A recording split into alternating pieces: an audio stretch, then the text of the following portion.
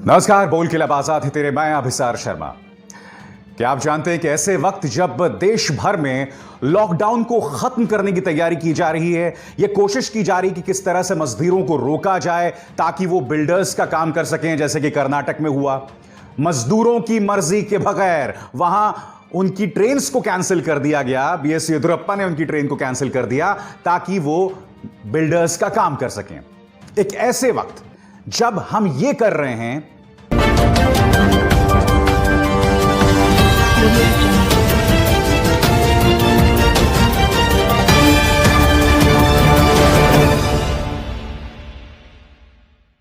गुजरात, जी हां, वो गुजरात मॉडल जिसके दम पर प्रधानमंत्री नरेंद्र मोदी मुख्यमंत्री से प्रधानमंत्री बन गए थे, वो पूरी तरह से सुपर फ्लॉप साबित हो रहा है। पूरी तरह से सुपर फ्लॉप साबित हो रहा है। और यही नहीं, वो इस वक्त रिवर्स गियर में चल रहा है। मैं आपको बताऊंगा कैसे, और मैं आपके सामने एक बहुत अहम पड़ताल लेकर आ रहा हूं। मगर उससे पहले मैं आपके सामने इस मुद्दे की चर्चा करना चाहूंगा। यह खबर याद है आपको? Boys locker room. दक्षिणी दिल्ली के कुछ 15 से 16 साल के लड़के थे जिन्होंने इंस्टाग्राम में एक चैट के दौरान यह कहा था कि किस तरह से उन्हें एक लड़की का गैंग रेप करना चाहिए। पूरा देश और सभी लोग उससे हैरत में थे कि आखिर पढ़े लिखे संपन्न घरों के लड़के इस तरह से बात कैसे कर सकते हैं। जी हां, इस तरह के दोहरे मापदंड की बात की जा रही थी। मगर क्या आपने कभी सोचा है कि ये बच्चे घर में किस तरह की शिक्षा लेते हैं? घर में नेटफ्लिक्स, अमेज़न, इन तमाम जगहों पर किस तरह के कार्यक्रम देखते हैं? क्या आपने सोचा कि इनके बड़े भाई कैसे होंगे, इनके पिता कैसे होंगे? इसकी मैं आपको एक झलक दिखाना चाहता हूं। अगर मैं पहले स्पष्ट कर दूं कि बॉयज लॉकर रूम में जो हुआ और जो मिसालें मैं आपको पेश करने वाला हूं, इन दोनों के बीच में कोई लिंक नहीं है। मैं आपको सिर्फ इतना बताने की कोशिश कर रहा हूं कि आज की तारीख में हमारे बड़े भाई या हमारे पिता इस तरह की जहनियत के होंगे तो क्या होगा। आपके सामने यह शख्स, इसका नाम है विवेक अग्निहोत्री, फ्लॉप फिल्म्स बनाता है और मोदी सरकार की जय जयकार करता है। हालांकि 2014 से पहले यह मोदी भक्त बिल्कुल नहीं था। यह समझ गए कि 2014 के बाद अगर जिंदा रहना है और सरवाइव करना है और पैसे कमाने हैं तो भक्ति करना शुरू कर दो मोदी जी की। मैं आपको बताना चाहता हूं इस शख्स की जहनियत क्या है। और आप कल्पना कीजिए, इस तरह का शख्स अगर आपका पिता हो, आपका बड़ा भाई हो। आपके सामने screens. What makes Nano the safest car for women? Nano आखिर औरतों के लिए सुरक्षित क्यों है? There is simply no way to get gang raped in here. क्योंकि नैनो का जो साइज है छोटा होता है, इसके अंदर लड़की का गैंग रेप नहीं हो सकता। ये कौन कह रहा है? विवेक अग्निहोत्री। यह आदमी आज की तारीख में इस सरकार के लिए बाकायदा पत्रकारों को टारगेट करता है, सोशल एक्टिविस्ट को टारगेट करता है, जेएनयू को गाली देता है, तमाम चीजें करता है। और इसकी भाषा देखिए, 2013 का इसका ट्वीट है। आगे देखिए, ये सीता, मां सीता के बारे में क्या कह रहा है? रावण भैया मुझे छोड़ दो, सीता टू रावण चैंट्स अ मंत्रा। ये इसके विचार हैं सीता मैया के बारे में। क्या इसके खिलाफ कोई मुकदमा करेगा? भक्तों, ये तो मां सीता को के बारे में इतना अश्लील विचार रख रहा है। आगे देखिए, good morning to all who got up late today. और यह तस्वीर देख के ही मुझे शर्म आ रही है। फिर आगे देखिए इसकी जहनियत में क्या है जो ये कह रहा है, सेक्सिस्ट बट फनी। 18 से 25 साल की लड़की फुटबॉल की तरह होती है, एक के पीछे 22 लोग। 26 से 35 साल की लड़की क्रिकेट बॉल की तरह होती है, एक के हाथ आती है, बाकी सब ताली बजाते हैं। मैं आगे पढ़ना भी नहीं चाहता दोस्तों। इस आदमी ने इतनी गंदी गंदी बातें ट्वीट की हैं और आज हमें इस बात को लेकर हैरत है कि आखिर इस देश के अंदर बॉयज लॉकर रूम जैसी चीजें क्यों हो सकती हैं। हमें इस बात को लेकर हैरत होती है कि निर्भया गैंगरेप जैसे घटनाक्रम क्यों होते हैं। जब रसूख वाले लोग, जब सत्ता के करीब वाले लोग बेखौफ इस तरह की बातें कर सकते हैं और सत्ता का हिस्सा हो सकते हैं तो क्या होगा। अब आगे देखिए, यह आदमी बीजेपी आईटी सेल का हिस्सा है, हरियाणा की बीजेपी आईटी सेल चलाता है। इसके विचार आप देखिए तो आपको शर्म आ जाएगी। सफूरा जरगर के बारे में यह अपशब्द कह रहा है। वो सफूरा जरगर जो इस वक्त तिहाड़ जेल में बंद है, वो सफूरा जरगर जो कि गर्भवती हैं वो सफूरा जरगर जिसके खिलाफ बीजेपी आईटी सेल ने इतना गंदा प्रोपेगेंडा चलाया कि इंसानियत शर्मसार हो जाए। कपिल मिश्रा ने शर्मसार करने वाला ट्वीट किया और उसके बाद पूरी बीजेपी आईटी सेल एक के बाद एक इस औरत को टारगेट करने लगी। मैं नहीं जानता इनकी इंसानियत कहां मर गई। देखिए आदमी क्या कह रहा है। अब ये 500 रुपए में 9 महीने का रिचार्ज किसने कर दिया? जो मांग रही थी आजादी लेके लौटी आबादी। अब ये अरुण यादव कौन है? इन 3 तस्वीरों में देखिए।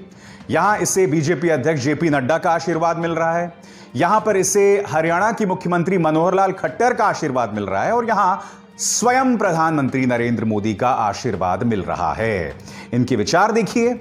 और ऐसा नहीं है कि इन्होंने सफूरा जरगर को टारगेट किया क्योंकि वो मुसलमान है, नहीं। इनके विचार उन तमाम महिलाओं के बारे में ऐसे ही हैं जो प्रधानमंत्री नरेंद्र मोदी और इस सरकार से सवाल करते हैं। और क्या जानते हैं इस शख्स को कौन फॉलो करता है ट्विटर पे? मनोहर लाल खट्टर, कैलाश विजयवर्गीय, अमित मालवीय, ये तीनों चेहरे जो हैं इस आदमी को ट्विटर पर फॉलो करते हैं। और ये बीजेपी आईटी सेल का प्रमुख है हरियाणा के अंदर। मुझे हैरत नहीं होती क्योंकि आप जानते हैं कि पिछले 1.5-2 सालों से मैं लगातार बीजेपी आईटी सेल के बारे में आपके सामने कार्यक्रम करते रहा हूं और मैं जानता हूं कि इन लोगों के जहन में सिवाय कचरे के, सिवाय कूड़े के कुछ नहीं है। इसलिए मैं आपसे फिर कहना चाहूंगा कि आपको हैरत नहीं होनी चाहिए कि इस देश के अंदर निर्भया गैंगरेप जैसी घटनाएं क्यों होती हैं या बॉयज लॉकर रूम जैसी घटनाएं क्यों होती हैं, क्योंकि यह है सोच इन लोगों की। इन्हीं से प्रेरणा पाकर 16-17 साल के बच्चे जो हैं इस तरह की बातें करते हैं। जी हां, औरतों के खिलाफ हिंसा को जायज बनाने का काम कर रहा है यह सोच, जायज बनाने की काम कर रही है यह विचारधारा। और एक दिन ऐसा आएगा जब हम अंदर से राक्षस हो जाएंगे, हम अंदर से खोखले हो जाएंगे, हमारी आत्मा मर जाएगी और तब बहुत देर हो जाएगी। मगर तब तक आप अपने नफरत के अंदर मैरिनेट होते रहें, आप अपने जहर के अंदर उबलते रहें और इस ज्वालामुखी को अंदर पाल के न सिर्फ अपना बल्कि अपने परिवार का भी नुकसान करते रहें। जय हिंद। और अब हम दूसरे मुद्दे की चर्चा करने जा रहे हैं और यह दूसरा मुद्दा है गुजरात मॉडल जो पूरी तरह से सुपर फ्लॉप हो गया है। कैसे, मैं आपको बताता हूं। आपके स्क्रीन पर देश के स्वास्थ्य मंत्री हर्षवर्धन जो महाराष्ट्र के अंदर जो स्थिति है उसको लेकर चिंता जता रहे हैं। जी हां, मगर स्वास्थ्य मंत्री का ध्यान जो है गुजरात की तरफ कतई नहीं जाएगा क्योंकि गुजरात इस वक्त रिवर्स गियर पर है। आपके सामने सिलसिलेवार तरीके से मैं बताना चाहता हूं कि गुजरात में अब अगले 1 हफ्ते के लिए लॉकडाउन होने वाला है और यह बहुत बड़ा लॉकडाउन है। जी हां, एक ऐसे वक्त जब देश में लॉकडाउन खुल रहा है कई जगहों पर, यहां पर यह हालत होती जा रही है, वो गुजरात मॉडल। जी हां, खबर क्या है? बढ़ते संक्रमण की वजह से अहमदाबाद में स्थानीय प्रशासन ने फैसला किया है कि सिर्फ दवाई की दुकानें और दूध के पार्लर्स खुले रहेंगे। इसके अलावा सब्जी की दुकानें बंद, फल की दुकानें बंद, किराने की दुकानें बंद। यही नहीं, स्विगी और जोमेटो भी बंद हो जाएगा। आगे देखिए, अहमदाबाद म्युनिसिपल कॉर्पोरेशन ने यह भी फैसला किया है कि सभी निजी अस्पताल, क्लिनिक्स और नर्सिंग होम्स अगले 48 घंटे में खुल जाएंगे, वरना उनके लाइसेंस कैंसिल हो जाएंगे। इसके अलावा अहमदाबाद म्युनिसिपल कॉर्पोरेशन ने 7 प्राइवेट अस्पतालों को चिन्हित किया है ताकि वो इसका इलाज कर सकें। यही नहीं, आपके स्क्रीन पर अमित शाह से गुजरात के मुख्यमंत्री विजय रूपाणी ने यह अपील की है कि कोरोना का इलाज करने के लिए विशेष डॉक्टर्स भेजे जाएं। यह क्या बता रहा है कि गुजरात में हालात बिल्कुल बेकाबू हैं। आपको याद है जब न्यूज चैनल्स ने खबर चलाई थी कि किस तरह से केरला, महाराष्ट्र और राजस्थान के अलावा ये वो 3 राज्य हैं जो गरीब मजदूरों से पैसा ले रहे हैं, मगर गुजरात का बिल्कुल जिक्र नहीं था। मैं आपको बताना चाहता हूं दोस्तों, आपके सामने ये सरकारी फरमान है और इस सरकारी फरमान में जो ये चीजें हाईलाइट की गई हैं गुजराती में, उसका मैं आपको अनुवाद करके बताना चाहता हूं। यह सरकारी दस्तावेज का हिस्सा है। राज्य सरकार ने आईपीएस और आईएएस ऑफिसर्स को नियुक्त किया है ताकि वो राज्यों के साथ तालमेल बिठाएं। किनके लिए? माइग्रेंट वर्कर्स के लिए। मजदूरों के लिए, ताकि वो घर लौट सकें अपने पैसे पर। मुद्दा नंबर 1 क्या कह रहा है कि मजदूर अपने पैसे देंगे और इसके लिए राज्य जो है यानी कि गुजरात वो अन्य राज्यों के साथ तालमेल बिठाएगा। मुद्दा नंबर 2, अश्विनी कुमार जो कि चीफ मिनिस्टर्स ऑफिस में हैं, उन्होंने कहा है कि जो मजदूर हैं, गरीब मजदूर हैं, उन्हें अपने टिकट्स खुद खरीदने होंगे। अब मैं आपको कुछ मजदूरों की आवाजें सुनाना चाहता हूं। अहमदाबाद मिरर ने इन मजदूरों से बातें की हैं और आप खुद इन मजदूरों से सुनिए ये मजदूर दरअसल कह क्या रहे हैं। सुनिए। अभी जा कहाँ रहे हो? जा रहे हैं, बोल रहे हैं कि गाड़ी आगरा तक जा रही है। आगरा जा रहे हैं। आप आगरा से कहाँ जाओगे फिर? आगरा से बांदा जाएंगे। अच्छा, वहाँ से कैसे जाते हैं? बस में जाते हो? हाँ, वहाँ से बस में जाते हैं। कितना दूर है वहाँ से? वहाँ से 500-600 किलोमीटर है। वहाँ 600 किलोमीटर है। तो अगर कुछ मिला नहीं तो वहाँ से क्या करोगे आप? पैदल जाएंगे। पैदल जाओगे? कितने दिनों के बाद आप घर जा रहे हो? 6 महीने बाद। 6 महीने बाद। यहाँ पे कितने टाइम से आप फंसे हुए थे? यहाँ 1.5 महीने हो गए। 1.5 महीने हो गए। यहाँ पे खाने का कुछ प्रॉब्लम हो रहा था? खाने का प्रॉब्लम हो रहा था। अच्छा, कहाँ पे आप काम कर रहे थे? London dairy. अच्छा, ठीक है। अभी यहाँ से आप जा रहे हो, अभी आपको क्या सुविधा मिली है? तो क्या हम लोग पानी पियाते थे, पानी भी नहीं मिला हम लोग को अभी तक। तो कब से आप लोग बस में आए हो? बस में हो गए 3 घंटे हो गए और अभी तक पानी नहीं मिला? नहीं मिला। अच्छा, और कितने पैसे आपको देने पड़ रहे हैं यहाँ से जाने के लिए? 250 रुपए। ठीक। कल जो अचानक सिर्फ 24 घंटे का भी वक्त नहीं दिया गया था वहां के लोगों को कि अब तमाम दुकानें बंद हो जाएंगी, मैं आपको दिखाना चाहता हूं कि पत्रकार जनक दवे ने यह तस्वीर पेश की है और इस तस्वीर में देखिए क्या बुरे हालात बन गए हैं अहमदाबाद के। लॉकडाउन की ऐसी तैसी हो गई है, फिजिकल डिस्टेंसिंग की ऐसी तैसी हो गई है। यहां देखिए क्या हालात हैं। जी हां, ये हालात हैं अहमदाबाद के, गुजरात मॉडल के। कुछ सवाल आपको पूछने पड़ेंगे। मान लिया दिल्ली के अंदर आप तबलीगी जमात को दोष मढ़ सकते हैं, यहां पर इतने कोरोना के केसेस हो गए। वही तबलीगी जमात जिनकी जांच एयरपोर्ट में नहीं हुई और वो भारत के अंदर घुस के आ गए। वही तबलीगी जमात का आयोजन जिसे आयोजन की अनुमति गृह मंत्रालय ने दी, वो चाहते तो मुंबई पुलिस की तरह उन्हें आयोजन की अनुमति नहीं देते, मगर दी। दिल्ली की तो हमने मान ली। महाराष्ट्र फाइनेंशियल कैपिटल है और यहां आप जानते हैं कि झुग्गियां ढेरों हैं, यहां पर इसका संक्रमण फैलना बात समझ में आती है। मगर गुजरात, यह तस्वीर देखिए, नमस्ते ट्रंप। जी हां, लाखों लोगों को सड़कों पर खड़ा किया गया था, दीवारें उठा दी गई थी ताकि ट्रंप हमारी गरीबी को ना देख सकें। एक स्टेडियम के अंदर लाखों लोग जमा थे। यह तस्वीर आपके सामने है।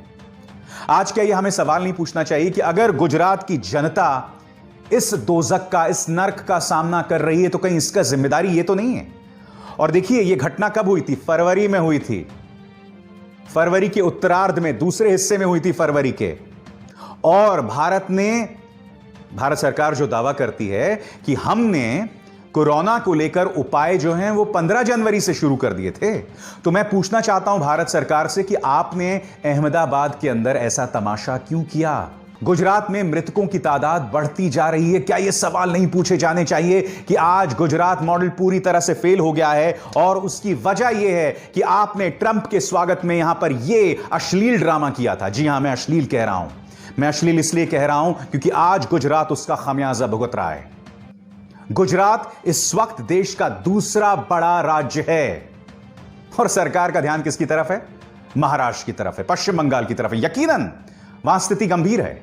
आपके सामने एक बार फिर हर्षवर्धन जो कह रहे हैं कि महाराष्ट्र में स्थिति बहुत गंभीर है और यही वजह है कि मुंबई पुलिस ने जो गैर जरूरी चीजों की बिक्री है और शराब की बिक्री को फिर से रोक दिया है, क्योंकि वो जानते हैं कि शराब के केंद्रों में भीड़ इकट्ठी हो रही है, जिसके चलते फिर से कोरोना फैल सकता है। महाराष्ट्र संकट का सामना कर रहा है और हम महाराष्ट्र का सवाल तो उठाते रहे हैं ना मीडिया में, सिवाय महाराष्ट्र के, सिवाय जो गैर बीजेपी राज्यों के, और तो किसी की चर्चा नहीं होती है। अब पश्चिम बंगाल की बात करते हैं। पश्चिम बंगाल पर कड़ा रुख अपनाया है किसने? केंद्र सरकार ने। यूनियन होम सेक्रेटरी जो हैं अजय भल्ला, उन्होंने कड़े तेवर अपनाते हुए 3 खास बातें कही हैं पश्चिम बंगाल को, जो मैं आपको पढ़ के सुनाना चाहता हूं। कुछ खास गुट कोरोना फैला रहे हैं। यूनियन होम सेक्रेटरी ने यह भी कहा कि बच्चे क्रिकेट खेल रहे हैं, लोग नदियों में नहा रहे हैं, रिक्शे चलाए जा रहे हैं, मगर इस पर कोई ध्यान नहीं दे रही है राज्य सरकार। यही नहीं, वो ये भी कह रहे हैं कि पश्चिम बंगाल की रेट ऑफ टेस्टिंग, यानी कि कोरोना को लेकर जो परीक्षण होता है वो बहुत कम है। वैसे तो केंद्र सरकार ने इससे पहले बहुत सी ऐसी बातें की हैं जो बाद में झूठ साबित हुई हैं, मगर मैं आपकी इस बात का विश्वास करता हूं। और तमाम मुख्यधारा की मीडिया चैनल्स जिनकी लाखों करोड़ों में रीच है, वो सिर्फ इन राज्यों की बात कर रहे हैं। मगर क्या आप जानते हैं कि गुजरात की रेट ऑफ टेस्टिंग इस वक्त देश में सबसे कम में बताई जाती है? आज न्यूज चैनल्स आखिर गुजरात की बात क्यों नहीं कर रहे हैं? भूल जाइए कि अगर आपको इस बात का डर है कि आप मोदी जी के चलते गुजरात की बात नहीं कर सकते, मगर गुजरात की जनता के प्रति तो आपका दायित्व है, उनके प्रति तो आपकी जिम्मेदारी है। कैसे भूल गए आप गुजरात की जनता को?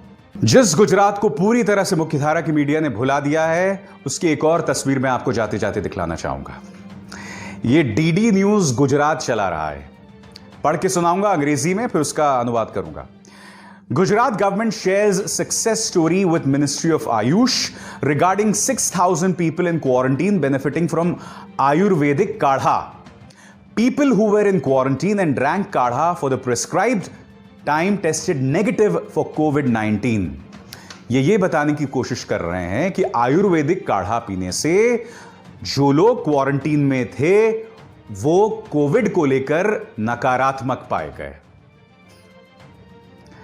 अगर यह सत्य होता तो आज की तारीख में यह खबर पूरे देश में फैल गई होती। सरकार ने इसे आधिकारिक तौर पर अमली जामा पहना दिया गया होता। भारत की जय जयकार पूरी दुनिया में हो रही होती। और डीडी न्यूज गुजरात चला रहा है कि किस तरह से 6,000 लोगों ने आयुर्वेदिक काढ़ा पिया। अंधभक्ति का क्या इलाज है मैं नहीं कह सकता, क्योंकि इस देश में पिछले 5 सालों में अंधभक्ति की जो सोच है वो लगातार बढ़ी है, और इसको बढ़ाने का काम मानव संसाधन मंत्री से लेकर प्रधानमंत्री से लेकर मुख्यमंत्रियों से लेकर सब ने किया है। और यहां पर भ्रमित करना है, एक गलत तस्वीर आपके सामने पेश करना है, और इससे ज्यादा शर्मनाक बात कुछ नहीं हो सकती। मगर देखिए साहब, बोल के लब आजाद है तेरे में, हम तो ये मुद्दे उठाएंगे। मुख्यधारा की मीडिया बेशक भूल जाए, मगर हम इन मुद्दों से पीछे नहीं हटने वाले। नमस्कार।